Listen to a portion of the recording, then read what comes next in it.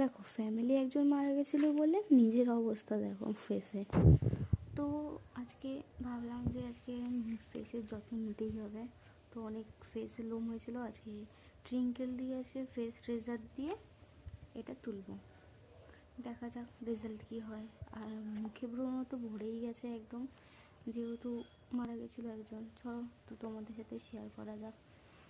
এই যে দেখো আমার ফেসের অবস্থা।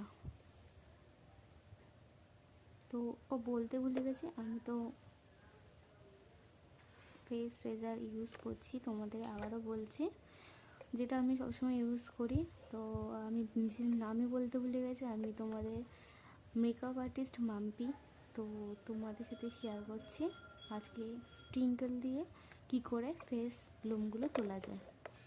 তো অনেকেই অনেক কিছু ইউজ করে, ভ্যাক্স ইউজ করে, তো আমি করব না। তো চলো দেখাই।